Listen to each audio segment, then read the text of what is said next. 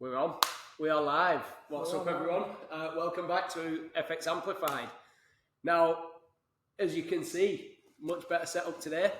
Even got the look at this. Move to one side, Jamie, just so that people can see on your camera. Look how good that is. So we've got the new studio set up. We've got everything ready to go. So we thought we'd jump on, test it out, completely unscripted. This, but hopefully we'll keep you some company while you are on the treadmill, out for a walk, whatever it is that you're doing while you're listening to this. If you're watching, I would suggest now just watch it. How good this video is, especially ADHD camera. Yeah. Yeah. But guys, we are going to talk about body transformations really because we are about to go into summer. Our summer shred always launches in April. And what we're going to try and get out of basically this conversation is a clear understanding the differences between the state of a body transformation versus just needing to lose weight. And I think for me, just to frame it, both are absolutely valid goals. Both are absolutely things that you might be wanting to do. And both are necessary at different times for different people, I think. So, Jay, how would you categorize, I suppose? What do you think of when I say body transformation? Like, what's the thing that comes to your mind versus if we're saying they're on a weight loss plan? I think there's a difference in terms of what you're willing to do. We spoke a little bit about like what you're willing to do to achieve it, but also there's a visual difference as well. So when you look at someone that's relatively fit, maybe in okay shape, I'm not saying that person doesn't have a lot of weight to lose, because I think that when you actually look at body transformation, it's more of an aggressive type of dieting for me than what our typical sort of weight loss journeys or plans would be. And that's why when I say, like, what are you actually willing to do? Some people will join our body transformations or summer shreds and stuff. Yeah. And there is two camps. You've got to think that there's the camp that are people that really want to get as much accountability as possible, want to lose a little bit of weight or quite a lot of weight. They want to do the most they can possibly do in 12 weeks. Yeah. But what someone that's not used to dieting as harsh maybe, or someone that's not used to training as hard, not used to sort of, haven't done it necessarily before, I think they're different than someone that's been coming to us for 8 years, that they've done this, that know sort of a difference between the two types of approaches that the coaches take more than anything. I think it's quite, now I won't say difficult, but you've got to imagine that some people might be, let's say you're a male at 18% body fat and you want to get to 12% body fat. There's a big difference in going from 28% body fat to 18% body fat. There's a different approach that we'd take. Yeah. And I think that's the biggest difference between like where you actually categorize yourself. What body fat percentage are you trying to get to? And I do think it starts with that. I think if you're, I don't know, let's say, like I said, over sort of, I don't know, it's hard to say with like differences in body type and body fat percentage, but I think that if you're on the scales, for example, we use Tanita, and if on our Tanita scales it says you're in the top end of either healthy or over fat, I think you're still looking at weight loss as a main starting point. I think if you're in the healthy range and you're trying to bring that as low as possible, then that's where you'd be looking at a body transformation. Am I trying to get a six pack or not? And I think that's the, like, just to be clear for everyone, because some of you listening to this will know exactly what we're talking about, some won't. I think the body transformations, the way that I'd see it is that there's two elements. The main thing is that you're wanting to change your shape. The number on the scales isn't that important. The outcome is that visually you are getting to a point that is particularly lean. It's sort of the before and after photos, if you will. Whereas a weight loss plan might not necessarily be needing to get to the same levels of leanness or the same levels of muscularity. So they're in a way simpler, I think, weight loss plans. I think we can agree that weight loss plans is where controlling calories comes in. It's where just being on top of activity and exercise comes in. Whereas for a transformation, you have to be on top of your training, not just exercise, but the training. You have to be doing everything that you can to try to build as much muscle as you can through that period. Whether we're building or maintaining, it's a different conversation. But you want to be training to optimize muscle mass, and you also want to be dieting to optimize fat loss. It's not just about sort of weight loss, weight gain. It's about making those physical changes that at the end of that journey, you can look back over what's usually going to be a really intense 8 to 12 weeks, maybe even up to sort of 16 weeks, and think, fucking hell, they are some serious results that I got in that time. Yeah. But it takes new levels of commitment. It takes a lot of commitment. We're talking regular training. Doesn't need to be excessive. It doesn't need to be necessarily more than sort of 3-4 days a week. Although towards the back end, you might find that to get the most out of it, you up it a little bit from there. Definitely nutrition tracking, though. I think that for a body transformation, unless you're following a strict meal plan that you're sticking with for the full 12 weeks, which is much more difficult to do in our experience with clients, you need to be tracking. You need to be willing to track, and you need to be willing to make the decisions where you are hitting your targets every day. If we're saying no alcohol or limited alcohol, you might have 2 or 3 days where there's some alcohol included over that 12 weeks. But in reality, whatever you agree with your coach, however strict we want to be with that, with a transformation, we just expect that you're coming to us saying, I'm ready to do this body transformation. So we sort of expect the work to be done. That's the priority. That's the differences. Yeah. And it goes back to what you're willing to do out of it. A body transformation, I believe, is like from A to B, and there's nothing stops you in the way. It is the utmost priority of your training block and training phase. Yeah. So is it right for everyone? No. Does that mean that everyone can't do, some sort of 12-week run up to summer? No, I think that everyone can. Yeah. I think that it's not saying, you're not doing a body transformation if you've got 10 stone to lose, because obviously you still are doing a body transformation. But the stage of that body transformation is different. Yeah, the strategies are very different. Yeah, the approach has to be different. You sort of, a body transformation as such, there's always going to be a phase in anyone that's sort of going through a transformation where we've already built the habits, we're already into a good routine, we've already started maybe understanding our numbers, macros wise, we already know our training schedule. We're not trying to work it around anything new or introduce loads of new stuff, because it's going to be hard enough to introduce the stuff that we want. We don't want to start from scratch in that. Yeah. We don't want someone that trains once or twice a week saying, I want to train 5 times a week, and them training sessions. I think that's the issue, is that when you look at successful body transformations, and we can list probably 20, 30 people straight away top of our head that's done really well with this, you look at them, and I can't really think of any that are from, when we look at a good 12-week block, that are from a 0 point, that have been doing nothing. I think that people sometimes get lost in looking for body transformations from, they're not doing anything, they've no experience with training, they've no muscle mass, they're eating like shit, they're not sleeping, they're not on top of their lifestyle, and then they come and think, right, I want to look like that guy in 12 weeks, Men's Health Cover Model or whatever. I think that there's a level of being realistic that people need to get. If they've no muscle mass, are they going to make big improvements in that 12 weeks? Yes, definitely. But I think that the understanding how to train, the skill of regularly training, the skill of dieting are probably the biggest factors. Because if you lose 3-4 weeks because, you don't feel great that day and you don't know how to overcome that challenge because you've never overcome it, you're probably not going to do that well on your transformation. The best time to do your transformation is if you're already training pretty well, you're already training fairly regularly, but you know that you need to tighten things up, particularly with nutrition. You know that you've trained a couple of times a week. You could probably do a little bit more, but you know that change that you're going to make physically over the next 12 weeks is something that you're willing to commit to, but you're going to you look at that end goal, look at where you can possibly be. You're training, you've got muscle mass, you've just got too much body fat. What can you do? How much can you do to sort of get yourself in the shape that you want to be? And I don't think that anyone that does it and goes through that 12 weeks, it's very rare, even though it's hard to do. I think that everyone that's done it will tell you that it's hard to do. I don't think that you get many people that are like, I wish I'd give up after 6. I think that everyone that gets in good shape is buzzing by the end of it. And it's not long term that we have to do this for. It's just to get us from A to B.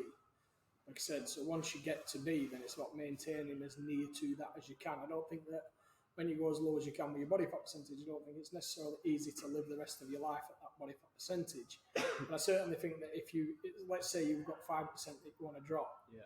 If you drop 5% during the transformation and go back up 2, you're still 3% better off long term. And that's really what the intention of it is. So the flip side, I sort of shook my head earlier, like, you said like, it's not, you're not really ready to do it.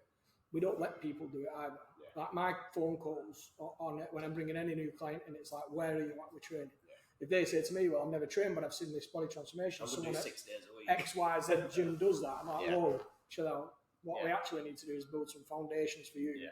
to be able to sustain this long term, you know, and that they're the best results that we ever get Yeah. is when people actually build that foundation first. They understand what they're doing. They haven't got the pressure of like a weekly, you know, shit, I've got to drop my calories, I've got to do this, I've got to chop that, I've got to change that.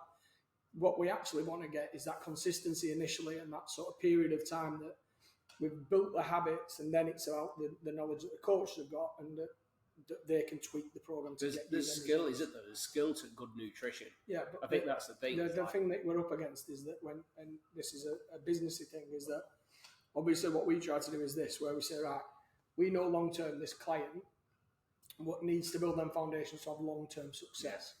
If I'm selling a program that was just 6 weeks, I didn't give a fuck about that person, never ever saw them again, I would sell them something. I would get them there. I could do whatever I wanted, magic pills and potions was, to get that person to do really well in 6 weeks and not give a fuck about them after that. Yeah. We aren't that type of business though. So that's why we're even having this conversation about who's ready for this, who's this a good idea for. Because if it wasn't that type of company where we just wanted everyone to say, look, mega deficit, I want everyone to do a lot of training exactly. and leave them fucked at the end Exactly. of it. We'd just say to all our clients, look, fucking eat for 6 weeks. But we would, though, you know, don't eat, take this, this, and this, and we'll see how you look in 6 weeks. They look great. They might be struggling externally, internally, and everything else. But after that 6 weeks, if that was all we was doing, and we weren't trying to keep clients with us long term and keep results long term, then that'd be easier options for us, wouldn't there? So, for everyone listening, what's the difference? Because we're talking about body transformations. What's the difference in approach for someone that is a client that's looking to lose weight versus someone that's a body transformation client? I think that's one, because we both approach this differently. That's probably why I'm asking. What would your biggest sort of differences be for the person that's ready for the body transformation, that's saying, you know what, out of everything going on for me at the minute, this is up there with my top priorities? The weight loss client might still have that, but there's going to be differences. Like, why would we say this is suitable for some people, not suitable for others? What are them differences in the journey? So I think for me, when a client comes into me and says, I want to do a body transformation, I look at what they're doing. So I have clients, for example, that's trained with us for a long time that go exactly like you said. They go through phases of training. Yeah. So some phases they'll be prioritising work, they'll be training, but not necessarily intensity need. Maybe they're doing just enough to maintain where they are and tick over. Yeah. Maybe they track the diet 4 days a week, but not 3 days a week. Yeah. Which is a massive thing for us. Like, we get that, don't fucking matter at weekends. Well, wonder what days. Yeah, exactly. So you get clients that sort of do 4 days or 5 days tracking and then not 2 of them. And then you get clients that sort of train 5 days and then don't do other days. And I think the difference is that it's them clients that really benefit from a body transformation. They're already training. They're already putting the effort in terms of time and dedication to the cause. It's not the effort in terms of like the brains behind what are you telling them to do? What are the things that you say to someone? Body transformation, this is what you need to do for your next 8 to 12 weeks. Because if you're listening to this is probably the thing that's going to shout out as to whether this will be for you. Because if you're like, I couldn't do that. I'd say open your phone and show me your last 14 days of tracked calories. Yeah. Job number 1, show me 14 days where you've hit targets, hit fucking numbers and hit everything else. Because if you've not done it for 14 days, at least, then that's where I know that person, at the minute, is saying they want to do it, but they've got to actually know that there's a dedication and a commitment that this is a non-negotiable. You cannot go on to one of these journeys without knowing sort of pretty much everything that you're eating and showing that you're committed to the diet side of it. The diet is a big massive. So tracking food. Secondly, I'd say what else is your training program? I'd say what else is your training program? I'll get them to open their app and show me how many days they've trained.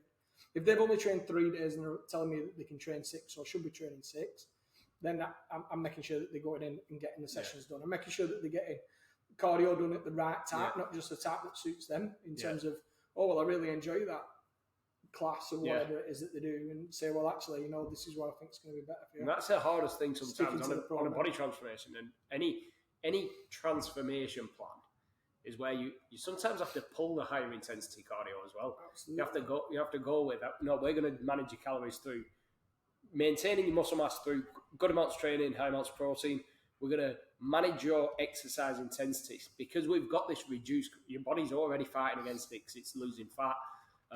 We're in this deficit. We need to manage appetite. We need to manage stress. We need to manage all of it. So, adding stress for the sake of burning calories.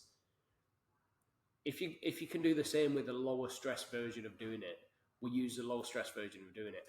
Like always, that's got to be the rule. Is that you can't go, I'm going to do high rocks 4 or 5 days a week. Exactly. During my transformation while I'm trying to lift, you get burnt out. You can't do it. You're not fueling it. A recent one is this Hyrox thing. Is that obviously when you're going to Hyrox, you want to be in 6 shirt because you think that everyone's going to. You're not allowed to finish. I don't think they let you finish if you've got a t-shirt on.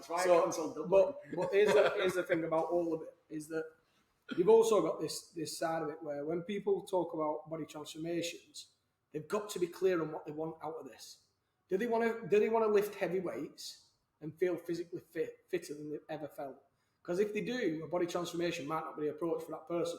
Because in reality, you've got people now trying to compete in Hyrox that then say, but I need to lose a little bit of fat and I need to be in my best shape ever by summer, and I'm going to do this Hyrox cardio 4 days a week. I'm going to be running extra times.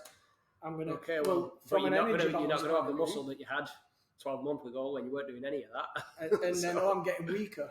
Well, you're going to get a bit weaker. You're not going to lift the same if you're on less calories.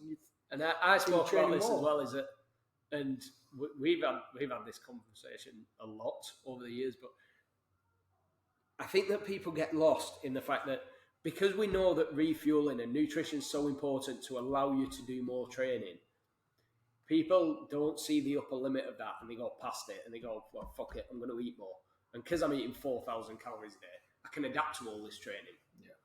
But they don't. The body doesn't adapt that quick. So I think that just understanding the way that we need to balance these, you look at the biggest mistakes people make, and we're still on body transformations, but let's talk about hybrid training as well. Biggest mistakes people make is they take the typical bodybuilding plan and they go and add a typical running plan to it and think that they're both going to be optimized by doing it. They don't pick and choose what are the priorities, how much can the body sort of respond to. So I think that there's probably 3. I mean, I said 3 the other day, but really there's 4 states that we're going to be working with clients in. Tell me if I've missed one, because I might have. But improving performance, which requires them usually, if that's the priority above all else, then we fuel the training. We can have a bit of a deficit or a bit of a surplus, but we're somewhere near the calories that they need every day to fuel training. There's not a weight loss or a muscle gain goal. As a priority, they're like secondary to performance. Yeah. So obviously S&C background's something that we both work with a lot. Then you've got weight loss. Get that calorie deficit, manage appetite. As long as you're getting that energy deficit, you're active, and you're doing sort of more than you're doing before. Yes, I want everyone to build into training. I want everyone to be getting fitter, to be moving better, because that's our approach to weight loss. But it's not really necessary for weight loss. Muscle gain, that's the other phase that you can be in, where you've got to be eating more than you use. If you want muscle to go on, you've got to be lifting, give it the stimulus. You've got to be allowing yourself a chance to recover from that, and you've got to be getting enough calories, enough protein. The other one's the body transformation, where the body transformation is the most complex because you're trying to balance fat loss and muscle gain. And ideally, that's the way that body transformations are, is that we're using the mechanisms that deal with fat loss. We're controlling calories, controlling things like blood sugar levels. We're trying to make sure that fat loss is happening whilst you're doing a little bit more of the lifting to optimize muscle building. You're not choosing one over the other necessarily. If you've got more fat to lose, the fat loss becomes a priority. If you need to build a bit more muscle, the muscle gain becomes a priority. But all the way through a transformation, you're almost looking and thinking, in an ideal world, I'm going to be building muscle and dropping body fat. Yeah. Whereas on the weight loss plans, people aren't really like, you need to get weight off. And I think the biggest mistake, pet peeve, I suppose, on weight loss plans, if someone's got 30, 40 kilos to lose, don't justify it by the fact that they're building muscle. Like if they're 3 months in and they're the same weight, we need to be understanding that weight should be coming down. We need to be saying, actually, I'm going to reduce these calories. I had a conversation the other day, and there's something that we talk about in like the team meetings and things as well. And we're always going through this, but tracking, this isn't an offensive thing to say to anyone. When people track their calories, most people underestimate, sort of 30 to 50% on average. People that are new to tracking calories are underestimating their intake. Yeah. So sometimes when you're thinking that you're eating 1,600 calories, you could definitely be up in them sort of low to mid 2000s. Yeah. So then if we're saying have a little bit less food, like drop your calories a little bit more, sometimes that's a case of we need you to consume less than what you're currently consuming. I'm not actually that bothered of what the actual numbers say. As long as I've got a record of roughly what types of food you're eating, what you're eating, then comes down to portion control. If we can manage all of that side of it, we know weight loss is going to happen. That's very different to body transformations, because usually on them I am bothered about every gram that you're having. I'm bothered about the amount of protein. I'm bothered about all of it. Whereas for weight loss, in reality, we can talk about calorie balance. I like to look at it from a fat balance point of view. I think that makes more sense. But yeah, I think that there are distinct differences between performance state, getting better at your high rocks, getting better at CrossFit, getting stronger, building muscle mass. They're sort of one state. Yeah. Which brings me to the big point that we talk about with this, and it's something that I actually have a conversation with all the time, is like people need to understand the why. You talk about weight loss. Why is it that someone wants to lose weight?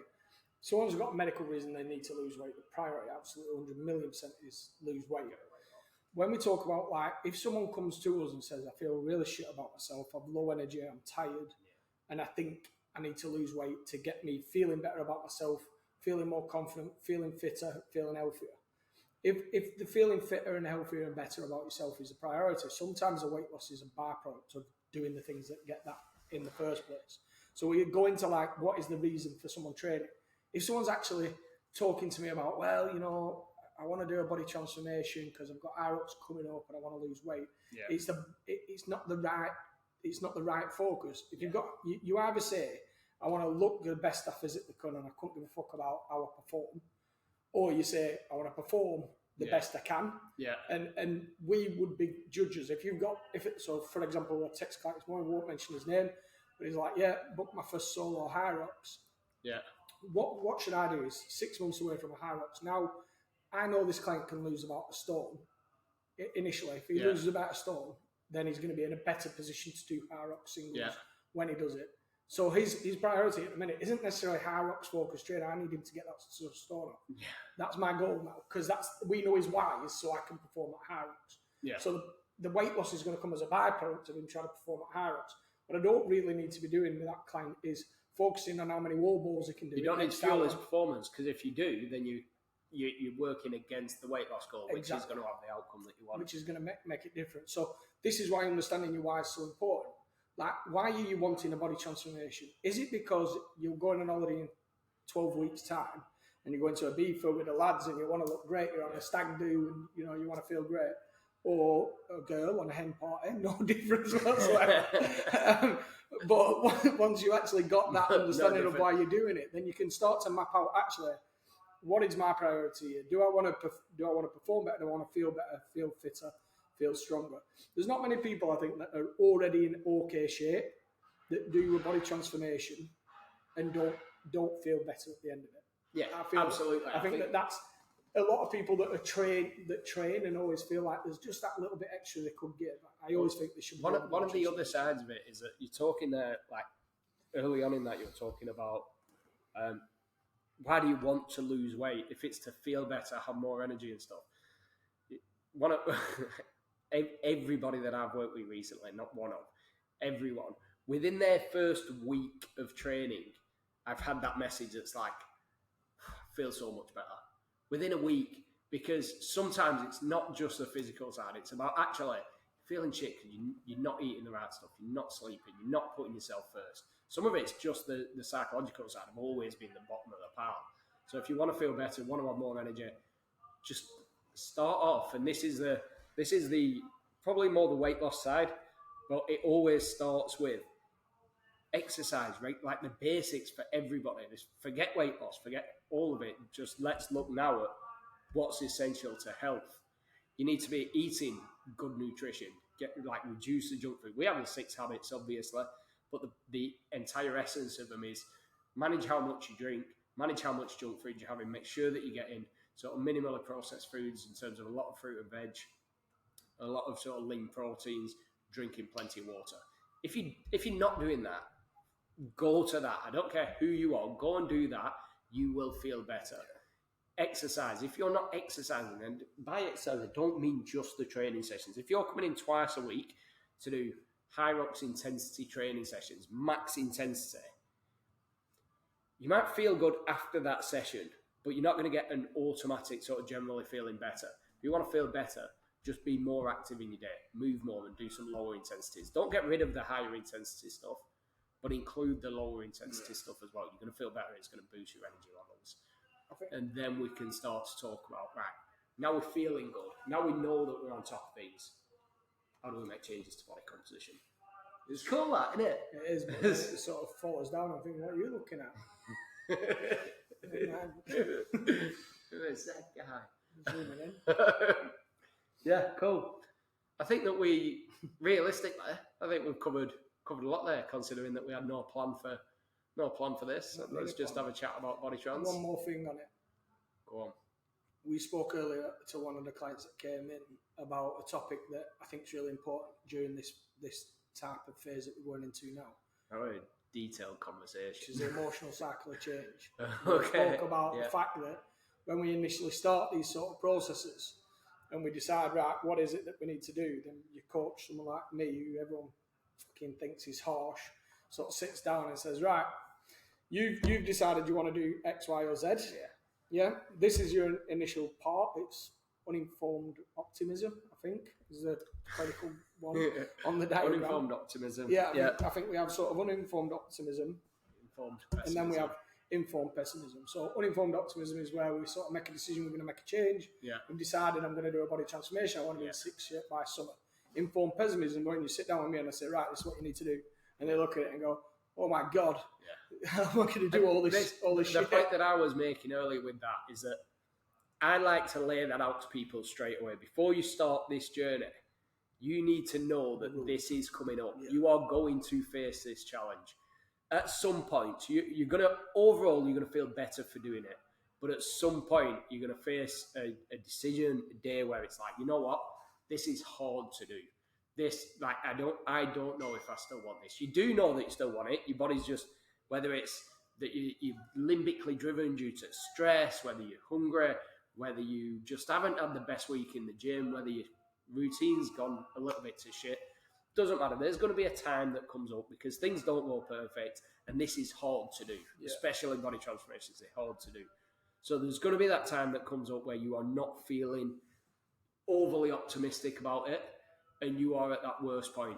The biggest thing that we can tell everyone to do is you have to persevere through that, because as soon as you get to that other side and realise, you know what, fucking hell, I can do this. I can get these results. I've been through that. Yes, challenges come up.